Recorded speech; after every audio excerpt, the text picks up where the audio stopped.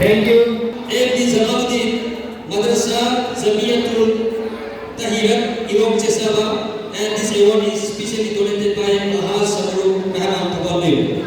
Again, uncles, prize is AFD Zamaluddin Madrasa Zamiyatul Tahirat Irong Chesaba, and award. I really want to see Anka Ankadam of Party, Mama, Wama Tamba. Enjoy last in 12 to the party of Ankadam of Agricultural Equity.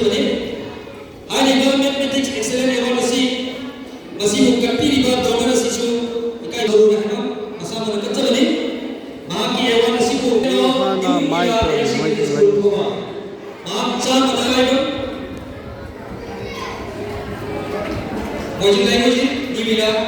New Year है last 10 भी Education guys कहते हैं कि जब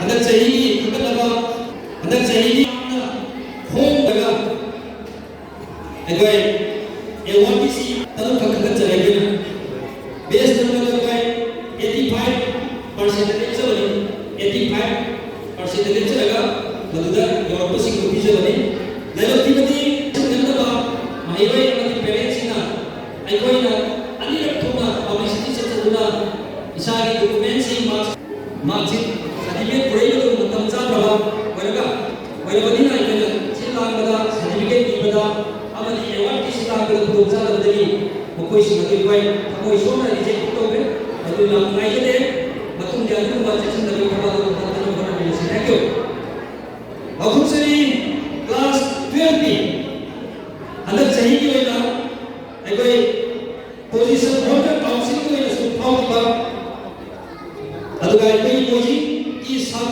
किसी की मदद तो फाइट की बात ये नथक की भी उनकी मदद के क्लास में भी आज से काउंसिल लोग के साथ 19 पोजीशन तक आके बनी आई अलासी एवॉर्ड सी को विनर की बनता कपुचरी मणिपुर यूनिवर्सिटी की असिस्टेंट प्रोफेसर रविंद्र एलिगुरु अभी दोनों शहरी रहना डॉक्टर ऑफ एफडी हिब्जुल रहमान जहां वही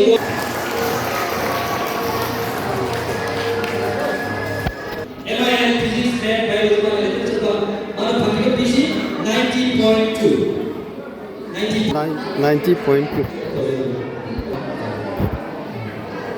Okay, thank you sir, thank you. Fourth position for Boji for class 12 Sumaya Datarok and Kemudi and Boji Boy user of Dr. Zab Kemudi. Well, thank you, a big congratulations. Brother Kemudi Masai Memori, Matanga, Mazamut, Anjo Ali and Raisha. Kawa Bayum Lekai Dimira High Secondary School. And the sixth position, M.A. Suhana, Dr. M.D. Jiauraman and Sultana, Wajikita Makok, student of New Era High Secondary School. M.A. Suhana, so which is the today? Okay. What are the questions? M.A. Suhana, Dr. of the student of New Light Public School, highest mark scorer in the metric exam, especially in our village. Mahasibu, she is the electrical highest mark scorer in Washington village, and Rina Begum, Dr. of Nur Khan and Nazia, Washington Amangsa, student of New Light Public School. I ever see group of you in the Vata.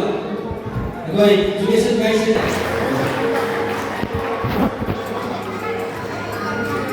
Second position, M.D. Afridi, son of Burhanuddin and Rahina, Moji Bhavan Laikai, student of 91, Moji Bhavan Laikai, student of Kuchaki Bada.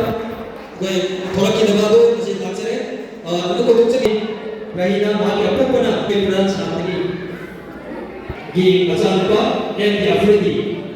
मत कहाँ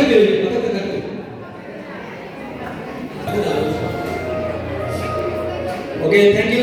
Congratulations.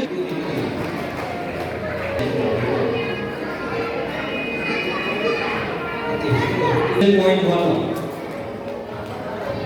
Sohail Khan.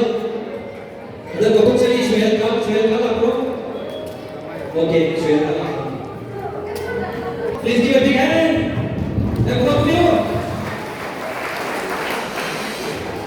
Aduga Sohail Khan, yang di Firoz Khan, boleh mau tahu apa kita boleh malam apa? Firoz Khan isu, nanti Firoz Khan. Sebelum tua. अपन सुविधा से सभी के लोग MD Afan Hussain, son of MD Abdul Waris and Samila Begum, waging our guy, Reverend Flowers to Kawa. Son of MD Abdul Waris and Samila Begum, waging our guy, Reverend Flowers to Kawa. Magin PC 87.11.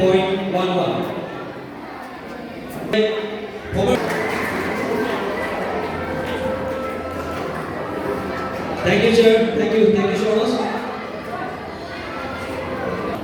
Here is Rosima, daughter of MD Amin Khan and Begum Banerjee, waging later po, Nahugo sila, Talamatoy, Subang position da, jump ano ma, 85.55 pagkuna.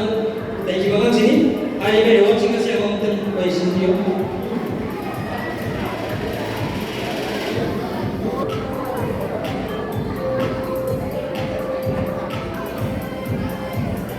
Now,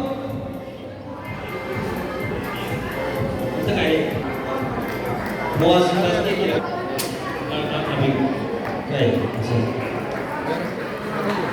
Sir, for your kind cooperation. Thank you, sir. Thank you so much. Pradhan ji, koi Pradhan sama. Idol Safiur Rahman, son of India Kono, son of India Rahman and Aziz Rahman, apa ibu? Betul lagi, nama Sadi Akhirnya, hari ini ewan asyik untuk minum kita makan. Sir, Komsal Michael Singh, please, this more, one more. Safiur की MAPPA Asyik Safiur Rahman ke apa juga Muhammad Azizur Rahman, masa ibu kami special ewan ni, ayam orang belum berisi. Asyik mana, ekoi baju, asyik lama. Thank you so much. Next is Michael Simpson. Third position on Qatar, third position on Kuwait. आज एक Qatar third position पर किले, आगे एवं से कोई कबूला ये किले. सपना हो, कोई awal lagi 9th ISAF National Karate Do Championship 2024 organized by All Nagaland Karate Do Association. Third position on Qatar, third position on Kuwait.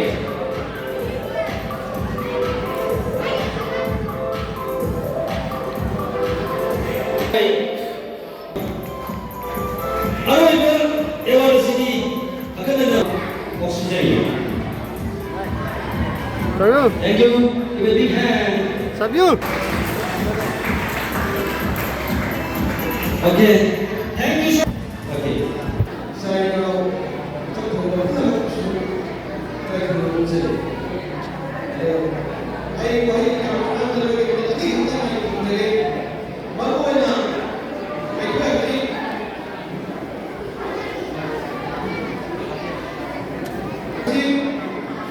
Jadi kiasi itu Islam dulu sudah kita itu sendiri.